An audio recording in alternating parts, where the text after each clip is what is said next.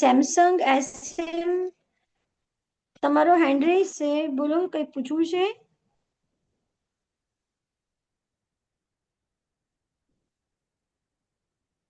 હરે કૃષ્ણ.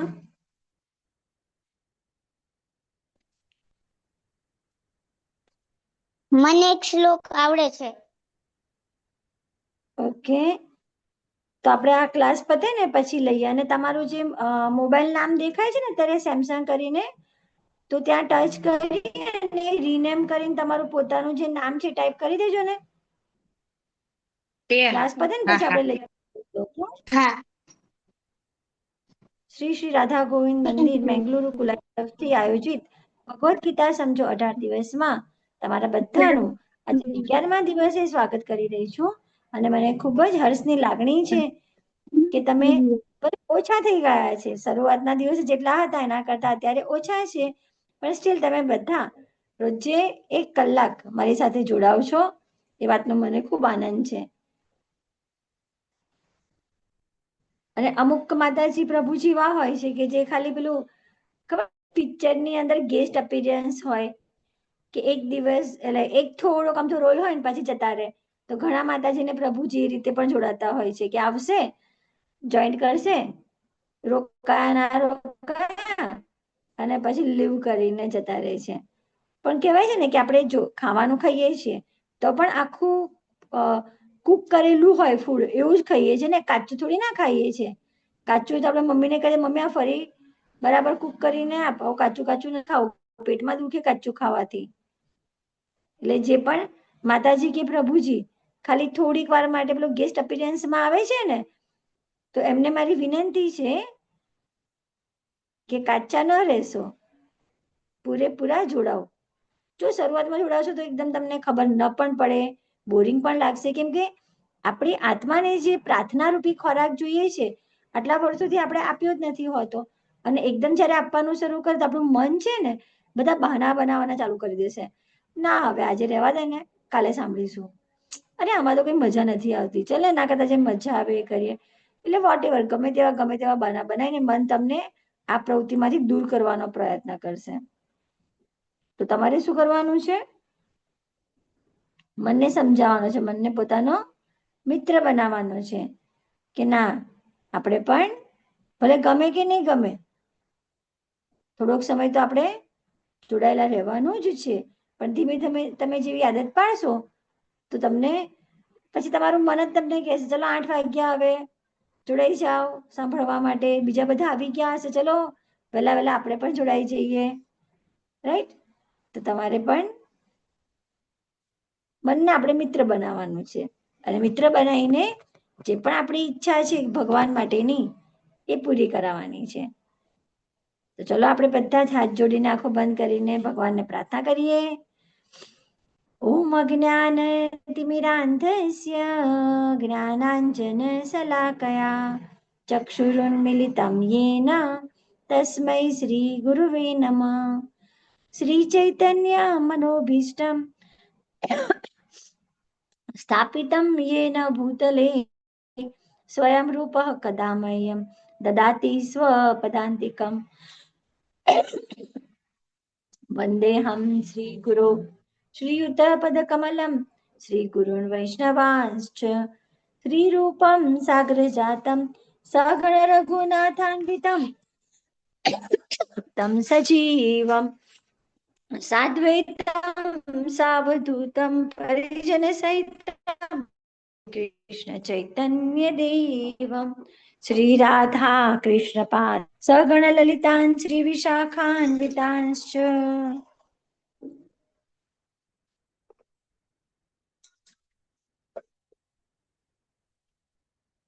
हे कृष्ण करुणा सिंधु दीनबंधु जगतपते गोपेश गोपिका कांत राधा कांत नमोस्तुते.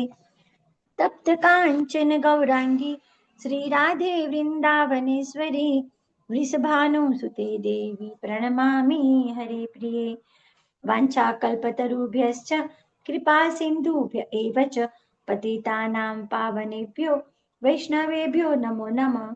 नमः ॐ विष्णुपादाय कृष्णपृष्ठाय भूतले श्रीमते भक्तिवेदान्त स्वामी इति नामिने नमस्ते सारस्वते देव्यै गौरवाणी प्रचारिणी निर्विशेषा शून्यवादी पाश्चात्य देशतारिणी जय श्री कृष्ण चैतन्य प्रभु नित्यानंद श्री अद्वैत गदाधर श्रीवासादि गौर भक्त वृंद हरे कृष्णा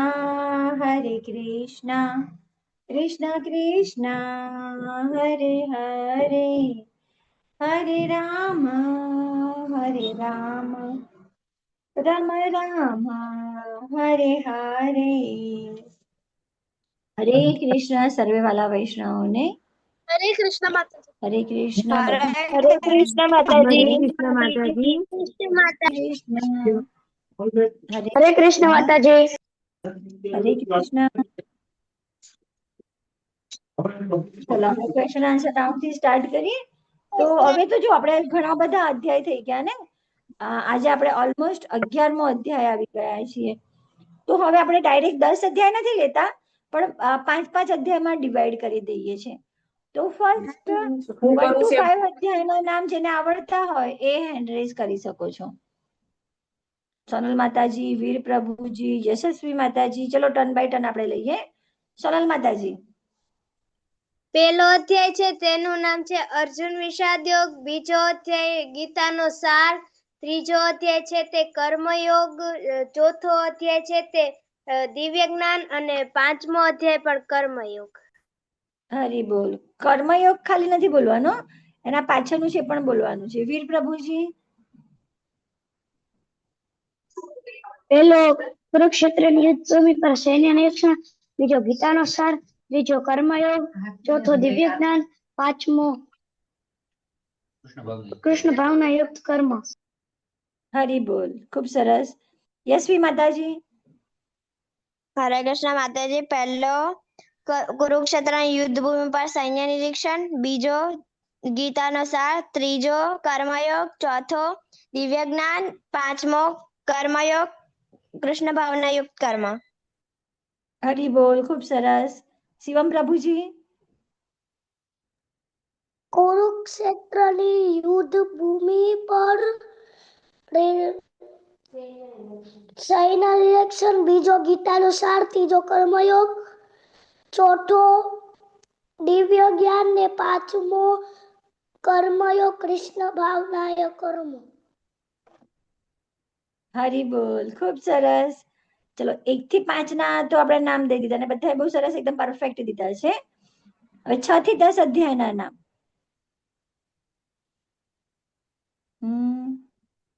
આ તો સોનલ માતાજી યશસ્વી માતાજી તો પહેલા હેન્ડ રેઝ કર્યો તો બીજા ક્યાં ગયા વંશિકા માતાજી સારંગ પ્રભુજી પીહુ માતાજી નેત્રી માતાજી મિહિકા માતાજી કેમ તમારો કોઈનો હેન્ડ રેઝ નથી દેખાતો બોલો યશસ્વી માતાજી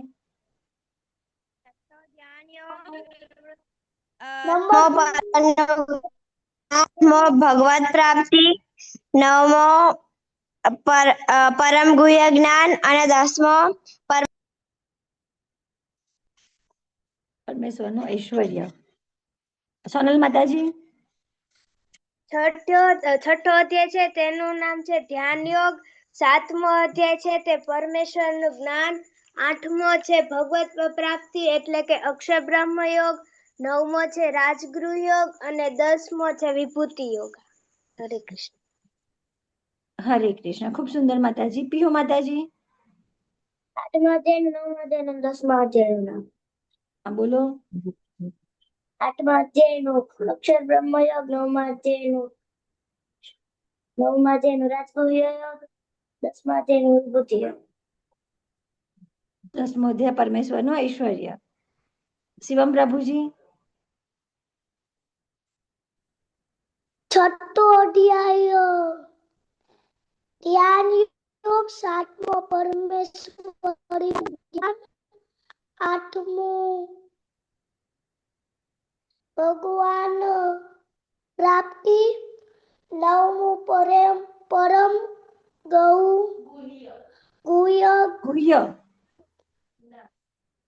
ગુહ્ય જ્ઞાન અને 10મું પરમેશ્વરનું ઐશ્વર્ય. પરમેશ્વરનું ઐશ્વર્ય. ખૂબ સરસ. હરી બોલ.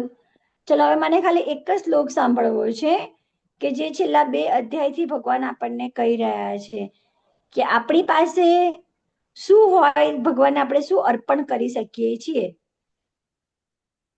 કાલે પણ આ ક્વેશ્ચન મેં પૂછ્યું, આજે ફરી રિપીટ કરું છું. સિમ્પલ ક્વેશ્ચન છે.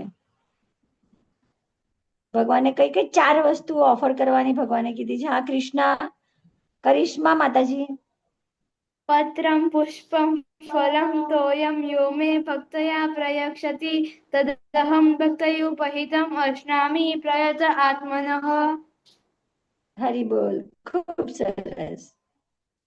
ભગવાને 4 વસ્તુ સમર્પિત કરવાની કીધી હતી, રાઈટ. અને આજે કોઈ માતાજીએ મૂક્યું પણ છે મસ્ત કાનુડાનો શણ કરીને, ભોગ ધરાયેલો છે. ખૂબ સરસ.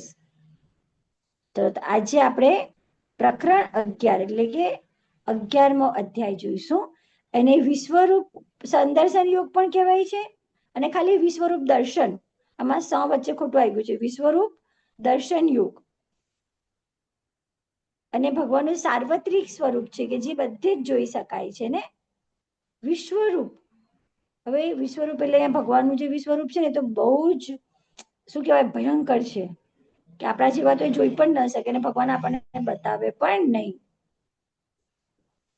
અર્જુન પ્રશ્ન કરે છે, મદ અનુગ્રહાય પરમમ ગુહ્યમ આધ્યાત્મ સંગીતમ યત્વયોક્તમ વચસ્તેન મોહોયમ વિગતો મમ. એટલે કે ગઈકાલનો જે અધ્યાય હતો એમાં તમે મને બહુ ગુહ્ય આધ્યાત્મિક વિષયોનો ઉપદેશ કર્યો છે અને એ સાંભળીને હવે મારો મોહ દૂર થઈ ગયો છે. એટલે હવે એ સમજી જ ગયા કે ભગવાન કૃષ્ણ જ ભગવાન છે, બીજું કોઈ ભગવાન નથી.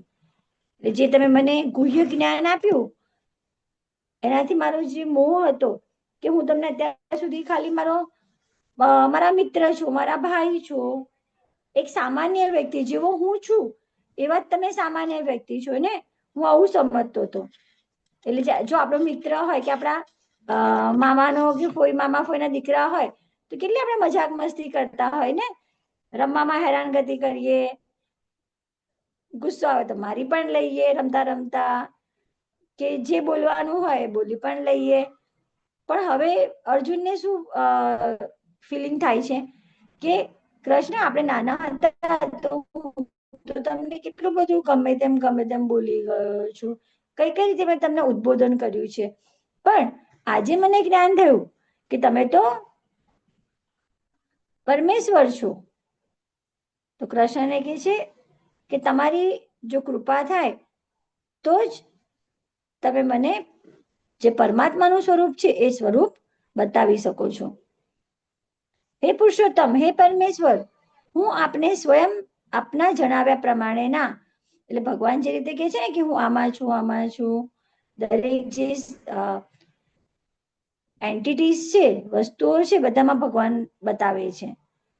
એટલે કે છે કે તમે પરમેશ્વર છો અને તમે સ્વયં, તમે જાતે જ તમારું રૂપ વાસ્તવિક છે એ તમે મને કીધું છે અને મારી સમક્ષ હું તમારું એ રૂપ જોઈ પણ શકું છું અને છતાં પણ મારે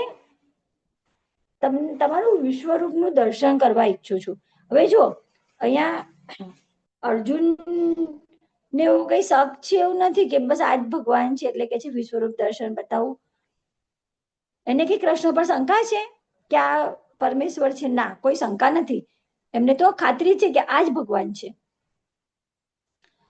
પણ જે લોકો વ્યક્તિ તરીકે સમજે છે, ભગવાન તરીકે સ્વીકારવા તૈયાર નથી, તો એવા લોકોને જ્ઞાન થાય કે કૃષ્ણ કોઈ સામાન્ય વ્યક્તિ નથી. અને બીજું કે જે ખોટા બની બેસેલા લોકો હોય છે ને કે જે પોતાને અહમ બ્રહ્માસ્મી, હું જ ભગવાન છું, જે હિરણ્યકશ્યપ કહેતો હતા ને કે મને પૂજા કરો, હું જ ભગવાન છું. એટલે ઘણા આપણા મનુષ્યમાં પણ લોકો એવું જ બધાને ફેલાવતા હોય છે કે હું ભગવાન છું, બસ મારી પૂજા કરો.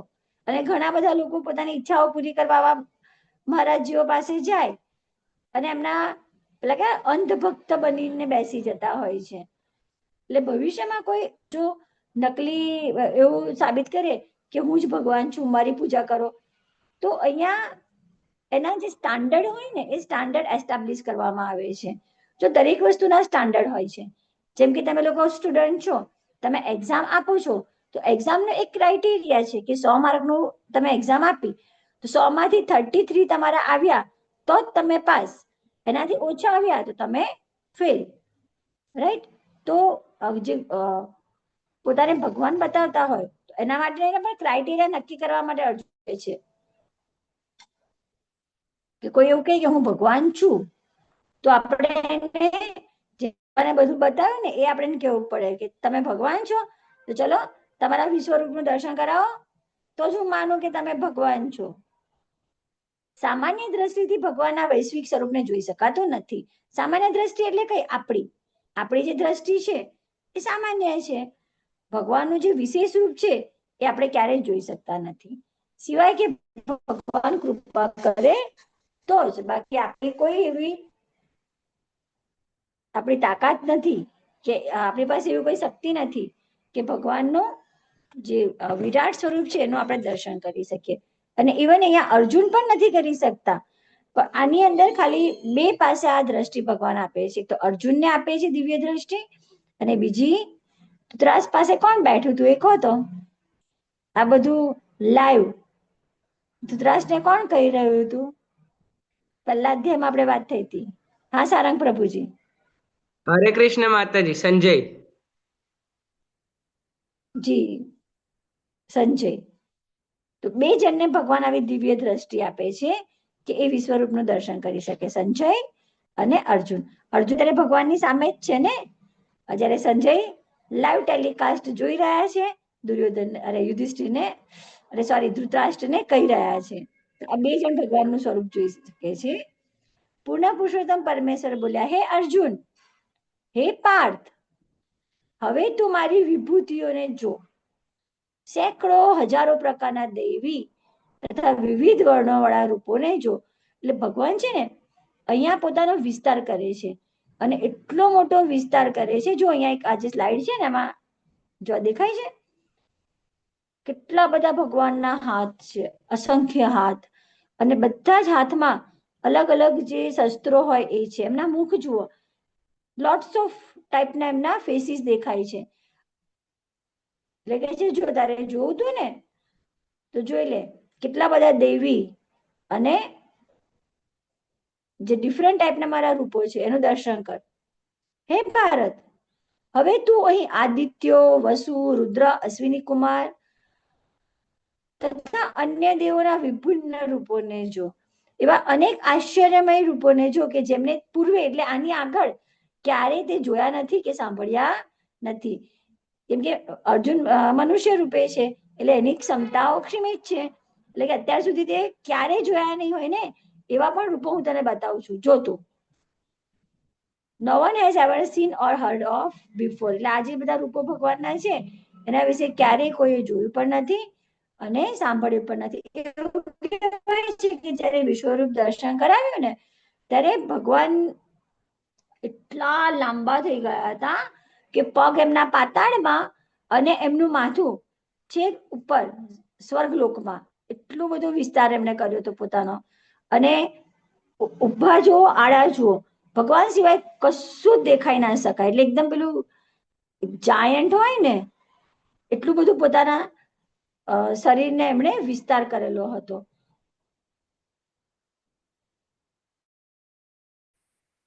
મને તારી આ વર્તમાન આંખો જોઈ શકશે નહીં, તેથી હું તને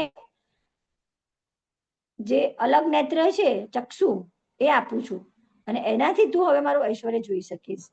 જો આપણી પાસે જે આંખો છે આપણે શું કરીએ છીએ કે આ ચિત્રમાં બતાવ્યું છે કે એક બાજુ એપલ ખાધેલું છે ને બીજી બાજુ આખું છે, તો આપણી આંખોની સામે આપણને જે છે એ જ દેખાવાનું છે. જેમ કે અત્યારે જો અંધારું થઈ ગયું તો આપણે અહીંયા શું કહીએ છીએ કે સૂરજ આથમી ગયો, આપણે સૂર્યને જોઈ શકતા નથી. જ્યારે પૃથ્વીના અધર સાઈડ, ઓપોઝિટ સાઈડ જે પૃથ્વી છે, તો ત્યાં બધાને અત્યારે સનરાઈઝ થતો દેખાતો હશે. સૂર્યની બીજી બાજુ એ જોઈ શકે છે, આપણે જોઈ શકતા નથી. એટલે આપણી આંખો કેવી છે? લિમિટેડ જોવા માટે.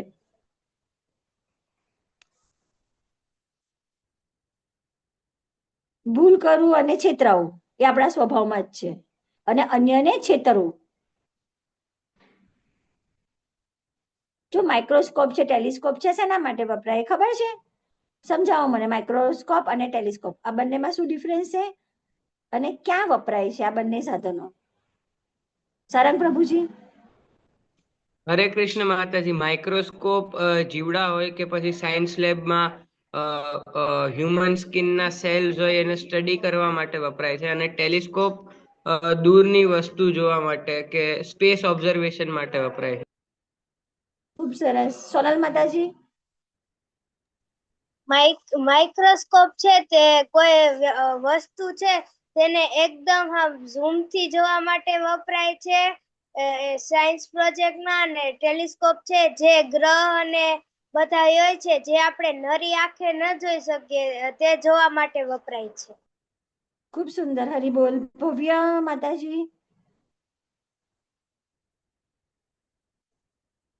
મિકા માતાજી. માઇક્રોસ્કોપ કઈ નાની વસ્તુ જોવા માટે વપરાય અને ટેલિસ્કોપ દૂરની વસ્તુ જોવા માટે. ચલો, આટલું તો બધું તમને બેઝિક નોલેજ બધા પાસે છે ને. માઇક્રોસ્કોપ એ બાયોલોજીમાં યુઝ થતું હોય છે કે જેમાં આપણી આંખે આપણે જે નથી જોઈ શકતા ને, નરી આંખે, જેમ કે સાયન્સમાં તમારે ભણવામાં આવે છે એક કોશી સજીવ, તો આપણે તરત જ યાદ આવી જશે અમીબા. હવે અમીબા એક જ કોષનું બનેલું છે ને આપણી આંખો એ કોષ જોવા માટે સક્ષમ નથી. તો જ્યારે સ્લાઇડ બનાવીને માઇક્રોસ્કોપથી એને જોવામાં આવે છે તો આપણે એને જોઈ શકીએ છીએ. કેમ માઇક્રોસ્કોપની જરૂર પડી? બીકોઝ આપણી આંખો એટલી કેપેબલ નથી એને જોઈ શકવા માટે. અને ટેલિસ્કોપ એટલે આપણને જે અવકાશીય ગ્રહો છે, તારાઓ છે, કે જે કે અવકાશીય ઘટનાઓ બને છે. અવકાશ તો આપણા અહીંથી હજારો કિલોમીટરનું ડિસ્ટન્સ છે, આપણે એટલું બધું જોઈ શકતા નથી, આપણી ક્ષમતા નથી. એટલે ટેલિસ્કોપ નામનું સાધન બનાવવામાં આવ્યું છે કે જેનાથી અવકાશીય ખગોળીય ઘટનાઓ આપણે જોઈ શકીએ છીએ. તો એ જ રીતે ભગવાનની જે વિભૂતિ જોવી હોય ને તો એના માટે સ્પેશિયલ જ્ઞાનરૂપી ચશ્મા જોઈએ. તો બધા 2D અને 3D મૂવી જોવા જતા હશો ને. હમણાં પણ આવ્યું હતું મહાઅવતાર નરસિમ્હા. તો એ વખતે આપણે 2D કે 3D મૂવી જોઈએ તો એના સ્પેશિયલ ચશ્મા આવતા હોય છે. એ થિયેટરમાંથી આપણને આપતા જ હોય છે, અલગ પૈસા એના પે કરવાના. તો એનાથી આપણે કેટલું સ્પષ્ટ દેખાય કે જાણે બધું જ આપણી સાથે જ બની રહ્યું હોય, એકદમ આપણે નજીકથી બની રહ્યું હોય. તો અહીંયા પણ આવા જ્ઞાન રૂપી ચશ્મા ભગવાન આપે છે. સંજયે ધૃતરાષ્ટ્રને કહ્યું, અર્જુનના આ પ્રમાણે કહ્યા પછી પૂર્ણ પુરુષોત્તમ પરમેશ્વર કૃષ્ણએ તેમનું સાચું ચતુર્ભુજ રૂપ દર્શાવ્યું અને છેવટે પોતાનું દ્વિભુજ રૂપ દર્શાવી ભયત્રસ્ત અર્જુનને ઉત્સાહિત કર્યા. જો વચ્ચેના જે શ્લોક હતા એ શ્લોક અહીંયા નથી આવતા, કેમ કે આપણે બધા મેઇન શ્લોક છીએ. હવે જ્યારે આ રૂપ ભગવાનનું જોયું ને તો એટલું બધું વિશાળકાય રૂપ હતું, એટલું રૌદ્ર રૂપ હતું. અર્જુન જોઈને ગભરાઈ જાય છે, બી જાય છે. કેમ કે ભગવાનના જે મુખ હતા ને આટલા બધા અસંખ્ય મુખો હતા, તો એ મુખોની અંદર એ શું જોઈએ છે? ભગવાને કીધું એને કે તારે ભૂત ભવિષ્ય વર્તમાન જે જોવું હોય તો અત્યારે જોઈ લે. તો ભૂતકાળ તો બધું જોયેલું હોય એટલે ખબર છે, વર્તમાન એની સામે દેખાય છે ખબર છે, પણ ભવિષ્યમાં એ શું જોઈએ છે કે જેટલા યોદ્ધાઓ કે જેને મારવા માટે બી રહ્યો હતો, ડરી રહ્યો હતો કે આ બધાનો કઈ રીતે મારું, આ બધા જ યોદ્ધાઓ એ ભગવાનના મોઢામાં પેલો ખાવાનો કોળિયો કેવો જતો હોય, મચ્છર ઉડતું આપણે મોઢું ખુલ્લું રાખે તો મચ્છર આપણા મોઢામાં જતું રહે ને, એટલે બધા જે યોદ્ધાઓ હતા ભગવાનના મોઢામાં અંદર સ્વાહા થઈ જાય છે, ઉતરી જાય છે. અને આ બધું જોઈને અર્જુન ખૂબ ડરી જાય છે, એકદમ ભયાવહ રૂપ હોય છે. અને પછી અર્જુન પ્રાર્થના કરે છે ભગવાનને, હે ભગવાન, હું આ બધું નથી જોઈ તો કૃપા કરો અને તમારા સ્વરૂપમાં આવો. એટલે ભગવાન ચતુર્ભુજ સ્વરૂપમાં આવે છે અને એ પણ અર્જુન જોવા નથી માંગતો. એટલે કે છે મને તમારા દ્વિભુજ શ્યામ સુંદર રૂપનું દર્શન કરાવો ભગવાન, મને એનાથી જ આનંદ આવે છે, આ બધું નથી જોઈ શકતો. એટલે પછી ભગવાન પાછા એમના દ્વિભુજ રૂપે આવી જાય છે. અહીં સુધી કે દેવી દેવતાના કૃષ્ણ આ સ્વરૂપને જોવાની તક ઘણી વાર મળતી નથી. દેવી દેવતાઓ છે, દેવી દેવતાઓ કઈ રીતે થયા? ભગવાનના ભક્ત થયા પછી જે લોકોને દેવી કે દેવતાની પદવી મળી ને, પણ જે આ રૂપ હતું એ રૂપ દેવી દેવતાઓ પણ જોઈ શકતા નથી અને અર્જુનને જોવા મળ્યું. એનું કારણ શું? હવે જો તમારા ક્લાસમાં બહુ બધા સ્ટુડન્ટ હોય, રાઈટ, અને એની અંદર તમારા ટીચર છે તમે એના ફેવરેટ છો, તો તમારામાં કઈ ક્વોલિટી હશે ત્યારે તમે તમારા ટીચરના ફેવરેટ છો ને. અને ફેવરેટ થયા પછી શું થાય ખબર? ટીચર તમને સ્પેશિયલ ઊભા કરે, કશું પોતાનું કામ હોય કે ક્લાસનું કઈ કામ હોય તો પોતાના ફેવરેટ સ્ટુડન્ટને જ સોંપે. અને સ્ટુડન્ટને પણ એ વસ્તુ ગમતી હોય છે કે જો મારા તો આ ટીચર ફેવરેટ છે, આ ટીચર મારી સાથે આવી બધી વાતો કરે છે, મને આખા ક્લાસ વચ્ચે ઊભો કરે છે, હે ને. તો એવી સ્પેશિયાલિટી આખા ક્લાસમાં થોડી હોય છે. સપોઝ કે 40-50 નો ક્લાસ છે તો એમાંથી ખાલી તમે કેમ ટીચરના સ્પેશિયલ છો? કે તમારામાં બીજા કરતા કોઈ સારી એવી ક્વોલિટી હશે કે તમે એ વિષયમાં ભણવામાં બહુ સારા હશો, કે એ ટીચરને જ્યારે તમને હોમવર્ક આપે છે કે કોઈ ક્વેશ્ચન પૂછે તો તમે ફટાફટ આન્સર આપો છો. આ બધાથી તમે એમનું ધ્યાન એટ્રેક્ટ કરો છો અને એમના ફેવરેટ થાવ છો. તો અહીંયા પણ અર્જુનજી એ ભગવાન શ્રી કૃષ્ણના ફેવરેટ છે. કેમ? તો કે એ ખૂબ જ શુદ્ધ ભક્ત છે ને, એટલા માટે ભગવાનને તો એ જ જોઈએ કે જે સાચો ભક્ત છે. કૃષ્ણે પહેલાથી દરેકનો નાશ કર્યો છે. હવે અર્જુન માત્ર એક સાધન છે. પહેલા અર્જુન એવું હતું ને કે હું આ બધાને મારીશ તો મને પાપ લાગશે, હું અમને મારું કે નહીં મારું, મારા શું કે છે કુટુંબનો નાશ થઈ જશે. શરૂઆતમાં 5 કારણો આપે છે ને યુદ્ધ ન કરવાના, અહીંયા તો જોઈ લીધું એને તો બધું જ ભગવાનના મોઢામાં જઈ રહ્યું છે. એટલે હવે શું એને જ્ઞાન થાય છે કે હું તો માત્ર એક સાધન જ છું, કરવા વાળા તો ભગવાન જ છે. આવો અભિમાન આપણને બધાને થતું હોય છે.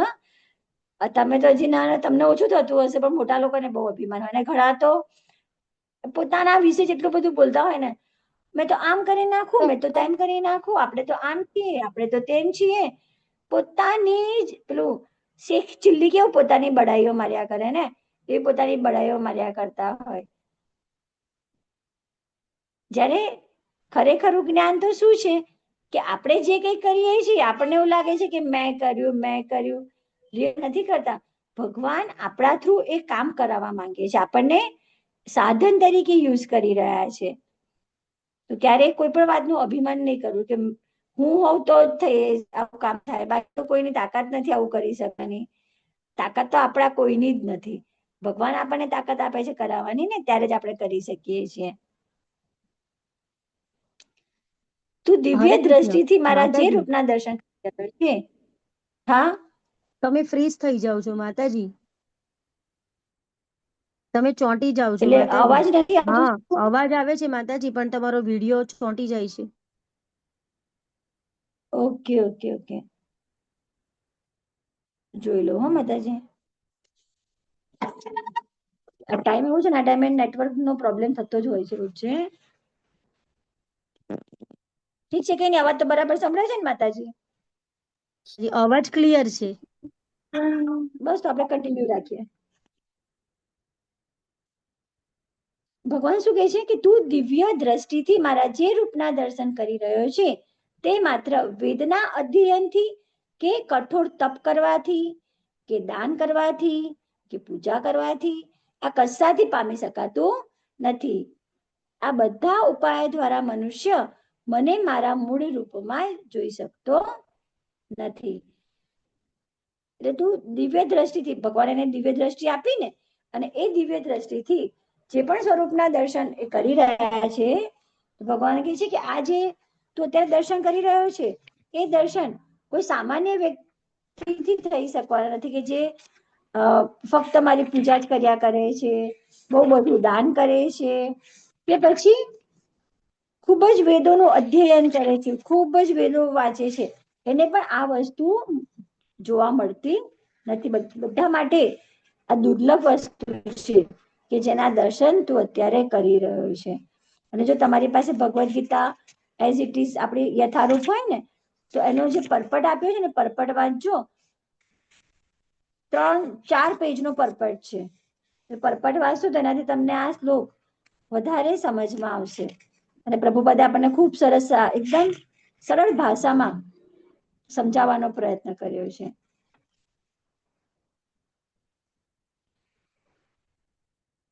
જો ભગવદ્ ગીતાના જે અધ્યાયો હતા એમાં સૌથી પહેલા આપણે 6 પ્રકરણો જોઈ લીધા કર્મયોગના. પછીના જે 6 પ્રકરણ છે એમાં કાલે આપણો 12મો અધ્યાય આવશે. એ 12મા અધ્યાય પછી ભક્તિ યોગના પ્રકરણ પણ પૂરા થઈ જશે. અને કાલનો અધ્યાયનું નામ પણ એ જ છે, ભક્તિ યોગ. અને એના પછી આવશે જ્ઞાન યોગ. આ જ્ઞાન યોગ પણ બહુ જ સરસ છે. આપણે જે કંઈ ખાઈએ છીએ એનાથી આપણા વિચારો બને છે, કયા પ્રકારનું આપણે ખાવું જોઈએ. જે ત્રિગુણી માયા છે, ત્રિગુણી માયામાં પણ આપણે કઈ માયામાં ફસાયેલા છે, આપણું પોતાનું ઓબ્ઝર્વેશન આપણી જાતે જ કરવાનું છે કે આપણે કયા ગુણમાં છીએ. એ જ્યારે આ જ્ઞાન યોગના અધ્યાય આવશે ને એ વખતે આપણે જોઈશું. ભગવાન કૃષ્ણ પ્રત્યે અવિભાજિત ભક્તિ સેવા કેવી રીતે શરૂ કરવી? તો આપણે પ્રભુપાદજી એક જ વસ્તુ કહેતા આવ્યા છે ને, હરે કૃષ્ણના મહામંત્રનો જાપ કરવો. અને ખાલી પ્રભુપાદજી આપણને કહે છે એવું નથી, ચૈતન્ય મહાપ્રભુ પણ પોતે ભગવાન શ્રી કૃષ્ણ અને રાધાનો અવતાર હતા ને, છતાં પણ ક્યારે પોતાને એમણે ભગવાન નથી કીધા. કોઈ એમને ભગવાન કીધું એમને ગમતું પણ નહોતું. એને પોતાના સંગમાંથી કાઢી મૂકતા, નીકળી જા, તું મને ભગવાન કેમ કે છે? હું તો એક ભક્ત છું. અને બધાને હરિ બોલ અને મહામંત્ર જ બોલાવતા હતા. આપણે આપણી બધી ઇન્દ્રિયોનો ઉપયોગ, ઇન્દ્રિયોના સ્વામી કોણ છે? ભગવાન. તો એમની ખુશી માટે કરવાના છે. કઈ રીતે કરી શકાય? તો નાક છે આપણું, રાઈટ? નાકથી આપણને જો સારી વસ્તુ હોય એને સ્મેલ કરવાની ગમશે. એટલે જો ઘણા બધાને પરફ્યુમ છાંટવાની આદત હોય કે સવાર જેવા નહીં નીકળશે તો એવું પહેલા જ ડિઓડ્રન્ટ યુઝ કરશે, અથવા પછી ઘરની બહાર જાય છે તો પરફ્યુમનો સ્પ્રે કરશે. કેમ? તો કે સુગંધ જે આવે છે ને એ સુગંધ બધાને ગમતી હોય છે, એટલે લોકો પોતાના તરફ એટ્રેક્ટ પણ થાય. એટલે નહીં પેલી ફોગની એડવર્ટાઇઝ આવતી હોય છે કે ફોગ લગાવી નીકળો તો જો છોકરો છે તો કેટલી છોકરીઓ પાછળ પડે છે. પણ આપણે અહીંયા છોકરીઓ પાછળ નથી પાડવાની, પણ નાકને સૂંઘવાનું ગમે છે, એની સ્મેલ ગમે છે ને, તો એને કઈ સ્મેલ આપવું જે સારી સ્મેલ છે, જેમ કે તુલસીની સ્મેલ છે. પછી ભગવાનને જે ફૂલોની માળા અર્પણ કરેલી હોય ને, એ જ્યારે ભગવાનનો શ્રૃંગાર હટાવે ને તો એ માળા કાઢતા હોય છે, તો એ માળા લઈને એની સ્મેલ કરવી જોઈએ. ભગવાન માટે જે વસ્તુનો વપરાશ કર્યો છે. ઘણા જો નાનો લાલજી હોય ને, લાલજીને વાઘા પહેરાવશે અને પછી અત્તર, નાનું પૂમડું અત્તર વાળું કરી અને ભગવાનના વસ્ત્રો પર લગાવતા હોય છે. તો એ અત્તર વાળું પૂમડું છે એ પણ તમે તમારા કાનમાં લગાવીને આખો દિવસ અનુભૂતિ કરી શકો છો કે આ ભગવાનનો પ્રસાદ મારી સાથે છે. એટલે નાકનો ઉપયોગ આપણે સારી વસ્તુને સૂંઘવામાં કરાવવાનો છે. જીભ છે, સૌથી વધારે જો આપણને બધા વિષય ભૂખમાં નાખતું હોય તો એ આપણી જીભ છે. અને 2 રીતે જીભ કામ કરે છે. એક તો ખાવા માટે અલગ અલગ ટેસ્ટ જોઈએ છે, અને બીજું બધું બહુ બોલવા માટે જોઈએ છે. ખાલી સૂતી વખતે જ બંધ રાખે. અને એમાં ઘણા એવા હોશિયાર હોય ને, સૂતી વખતે પણ એમનું મોઢું બંધ ના હોય. ઊંઘમાં બબડવાની ઘણાને આદત હોય છે. તમને ખબર ના હોય, પણ જો તમારી આજુબાજુ સૂતા હોય તો એ લોકોને ખબર હોય કે અરે આ તો ઊંઘમાં સીધું નહીં રહેતું, ઊંઘમાં બબડ્યા કરે છે. એટલે વિચાર કરો, આખો દિવસ બોલીને મોઢું નથી થાકતું, ત્યારે તો ઊંઘમાં પણ મંડી પડતા હોય છે. તો જીભ સાથે શું કરવાનું છે? તો બંને વસ્તુ કરવાની છે. એક તો એને ખાવા માટે અલગ અલગ આમ ટેસ્ટ જોઈતા હોય છે ને. આજે તમારે પિઝા ખાવા છે, આજે મારે ચાઇનીઝ ખાવું છે, આજે મારે પેસ્ટ્રી ખાવા જવું છે, આજે પાણીપુરી ખાવી છે, વોટ એવર જેટલી પણ ઈચ્છાઓ થાય છે. તો એના માટે જીભને શું કરવાનું છે? ભગવાનનો ભોગ જ ખવડાવવાનો છે. તો ટેસ્ટ ક્યાં સુધી હોય? જીભના આગળનો ભાગ છે ને આપણો, આગળનો, પાછળનો અને મધ્યનો, ત્યાં જ આપણે ટેસ્ટ ફીલ કરીએ છીએ. પણ એકવાર એને આપણે ચ્યુ કરી અને ગળા નીચે ઉતારીએ પછી તો કોઈ એનો ટેસ્ટ હોતો નથી. કોઈ પ્રકારનો ટેસ્ટ તમને અંદર ગયા પછી નથી લાગવાનો. તો જે પણ ખાવાનું છે આપણે ભગવાનનો પ્રસાદ જ ખાવાનો છે. ભગવાન કહે છે કે પ્રસાદ સિવાય આપણે જે ખાઈએ છીએ ને ઝેર ખાઈએ છીએ. એટલે આપણે ઝેર નથી ખાવાનું, પાપ નથી ખાવાનું. પાપ પાપ કહેવાય છે ભગવાને ધર્યા વગર જે ખાવ છે, એટલે પાપ નથી ખાવાનું, આપણે પ્રસાદ ખાવાનો છે. પછી સેકન્ડ કે બહુ બધું બોલ બોલ કરીએ છીએ, તો એ બધું વ્યર્થ કામનું નથી બોલવાનું, પણ એ જીભથી ભગવાનના નામનો જાપ કરવાનો છે. તો એનો સદુપયોગ થયો કહેવાય. આપણું જે મસ્તક છે, આપણે મસ્તક એટલે શું કહેવાય ખબર? આપણું અભિમાન છે મસ્તક. કોઈ પણ અભિમાની વ્યક્તિ ને માથું ટટ્ટાર કરીને ચાલશે, કેમ કે એમાં એનું અભિમાન રહેલું છે. એટલે કોઈ ખોટું કામ કરે તો નહીં એના માતા પિતા બોલે એને, તે તો અમારું માથું શરમથી નીચું કરી દીધું. કોઈની સામે અમે માથું ઊંચું કરીને ચાલવાને લાયક નથી રહ્યા. માથું અભિમાન છે. તો એ જે આપણું અભિમાન છે એ ક્યાં નમાવાનું છે? આપણે ભગવાન કૃષ્ણના ચરણોમાં આપણું અભિમાન ત્યાં આપી દેવાનું છે. આપણી આંખો છે, આંખોને પણ કેટલું બધું જોવાનું ગમે છે ને, અલગ અલગ ટાઈપના બધા ભોગ ભોગવવાના ગમે આંખોને. તો એ આંખોને આપણે ભગવાનની સુંદરતા જોવા માટે ઉપયોગ કરવાનો છે. અને આપણા આસપાસના ઇસ્કોનના મંદિરો હોય છે ત્યાં રોજે તમે જુઓ ભગવાનનો શણગાર, એટલો સરસ શણગાર કર્યો હોય છે કે એવું થાય થોડી વાર માટે આપણે જોયા જ કરીએ. અને ડેલી અલગ અલગ શ્રીંગાર હોય ભગવાનનો, પાઘડી અલગ અલગ ટાઈપની બાંધેલી હોય. એમના વાઘા જુઓ તો રાધા રાની ને કૃષ્ણના મેચિંગ મેચિંગ વાઘા હોય બંનેના. પછી નિત્યાનંદ પ્રભુ અને ચૈતન્ય મહાપ્રભુ બંનેના વાઘા જુઓ તો કેવા સરસ સરસ હોય છે. તો આપણે શું કરવાનું છે કે સવારે જ્યારે ઉઠીએ ત્યારે ભગવાનના દિવ્ય રૂપના દર્શન કરવાના. તો આપણા ગ્રુપોની અંદર પણ સવારની મંગલા આરતીના ફોટોસ મુકાતા હોય છે. આપણા અહીંયા ઇસ્કોન ગ્રુપમાંથી જે આપણે જોડાયેલા છે બેંગ્લોરથી, સવાર 4:30 મંગલા આરતી થતી હોય છે. એ વખતનો જે શ્રીંગાર હોય અને એ વખતે આરતીના ફોટા પણ ગ્રુપમાં શેર થતા હોય છે. અને કઈ રીતે આપણે ભગવાનના દર્શન કરવાના છે? મંદિરમાં જઈએ તો સીધું જ ભગવાનની આંખોમાં આંખો નાખીને આપણે જોવાનું નથી, આપણે એ લાયકાત નથી. સૌથી પહેલા મંદિરમાં જાઓ છો તો પ્રભુપાદજીનો વિગ્રહ હોય છે, તો પહેલા પ્રભુપાદજીને પ્રણામ કરો. એમનો પ્રણામ મંત્ર છે નમો વિષ્ણુપાદાય કૃષ્ણ પૃષ્ઠાય ભૂતલે. એમના દર્શન કરો, કેમ કે ગુરુ છે, ગુરુ જ આપણને ભગવાન પાસે લઈ જવાના છે ને, એટલે પહેલા ગુરુના દર્શન કરો. પછી નિત્યાનંદ પ્રભુ હોય છે, ચૈતન્ય મહાપ્રભુ હોય છે, એમના પગથી ભગવાનને જોવાના. કઈ રીતે સ્ટાર્ટ કરવાના? એમના જે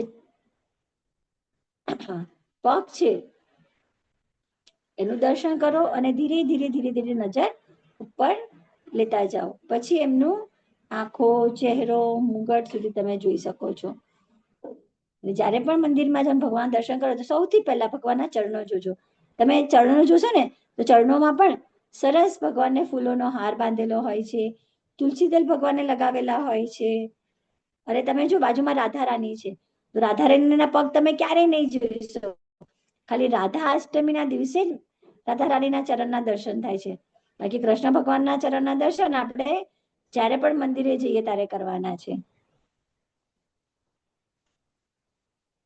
એના પરથી ભજન છે, મેરો તો આધાર શ્રી કૃષ્ણ કે ચરણારવિંદ. આપણી જગ્યા ક્યાં છે? ભગવાનના ચરણોમાં જ. આપણે આપણા શરીરનો ઉપયોગ કૃષ્ણની સેવા માટે કરીએ છીએ. પગ છે તો એ પગથી આપણે ક્યાં જવાનું છે? મંદિરમાં. મંદિરની પરિક્રમા કરવાની છે. અને જે પણ તીર્થ સ્થાનો છે કે જ્યાં દેવી દેવતાઓ છે તો એમનો કોઈને કોઈ એની સાથે પૌરાણિક કથાઓ જોડાયેલી હોય છે. કોઈ પણ મંદિરે તમે જાઓ તો એમને અસ્તિત્વમાં નથી આવેલું હોતું, જેને આપણે તીર્થયાત્રા તરીકે લઈએ છીએ મંદિરો. તો તમારે વેકેશન પડશે તો વેકેશનમાં બધા કોઈને કોઈ પ્લાન કરતા હશે, ગોવા ફરવા જઈશું, બોમ્બે ફરવા જઈશું, કે પછી ઊટી જઈશું, કેરળ ફરવા જઈશું, ગમે તે હિલ સ્ટેશન પર જવાના, કે હિમાલય બાજુ જવાના, એવા બધા પ્લાન કરતા હોય છે. પણ આપણે ખાલી ફરવા માટેના પ્લાન નથી કરવાના. આપણે શું કરવાનું છે? ભગવાનના જે તીર્થ સ્થાનો છે એ તીર્થ સ્થાનોએ જવાનું છે. કેમ કે જયારે તીર્થ સ્થાને જઈએ ને તો ત્યાંનો એક ઓરા હોય છે, અને એ ઓરા આપણને જયારે મળે છે તો આપણી ભક્તિમાં ઉન્નતિ થાય છે, ભક્તિમાં વધારો થાય છે. અને તમે જુઓ, ચારધામની યાત્રાઓ વેકેશનમાં જ ખુલતી હોય છે, અને ચારધામમાં પણ કેદારનાથ બધા પિક્ચરોમાં પણ જોયેલું છે ને, it is too much difficult. એને ચડવું એ ઇઝી વસ્તુ નથી. કેમ કે આપણે તો સીધા સીધા રસ્તા પર ચાલવાની આપણને આળસ આવતી હોય, તો આ તો પર્વતો છે, પર્વતો ચાલવાના છે, અને રસ્તા પણ એના એટલા ઇઝી નથી હોતા. તો ત્યાં જવા માટે લોકો ત્યાં ઘોડા હોય છે, ઘોડા તો નહીં હોતા, ટટ્ટુ હોય છે. તો ટટ્ટુને પૈસા આપીને એની પર બેસાય. તમે જો ટટ્ટુ બિચારું નાનું અમથું હોય, ઘોડા અને ગધેડાનું મિક્સર છે. તો નાનું અમથું હોય ને એના પર જે બેઠા હોય ને, ઓ ભગવાન, એટલા વજન વાળા બેઠા હોય કે પેલું જાનવર બિચારું એટલું વજન ઉચકીને ચાલે છે. એના સિવાય ત્યાં માણસો પણ હોય છે કે જે પોતાની રોજગારી માટે લોકોને પોતાના ખભા ઉપર બેસાડી અને ચાલતા હોય છે. માણસો જુઓ ને ચાલતા, લાગે બિચારા પશુની જેમ ઉચકીને ચાલી રહ્યા છે. જ્યાં આપણે આપણું શરીર નથી જાતે ઉચકીને ચાલી શકતા, ત્યાં એ વ્યક્તિ પોતાનું શરીર અને પાછળ ખભા ઉપર બીજા વ્યક્તિનું વજન ઉચકીને લઈ જતા હોય છે, એટલો બોજો ઢોતા હોય છે. પણ જો તમે જાતે ચાલી ન શકતા હોય તો ક્યારેય યાત્રાઓ કરવી નહીં. ના પ્રાણી ઉપર આપણું વજન નાખવું કે ના બીજી વ્યક્તિ ઉપર. પૈસાથી બધું મળે છે પણ નહીં કરવું એવું. એનાથી તો બેટર છે કે તમે યાત્રા કરો છો તો ચાલીને જ કરો, અને છતાં પણ તમારું શરીર સક્ષમ નથી ચાલવા તો હેલિકોપ્ટર પણ હોય છે, હેલિકોપ્ટર બુક કરાવી દો. ને તો પણ નથી ચાલતું તો રહેવા દો, યાત્રા કરવાની જરૂર નથી, બેસીને તમે ભગવાનનું નામ લઈ શકો છો.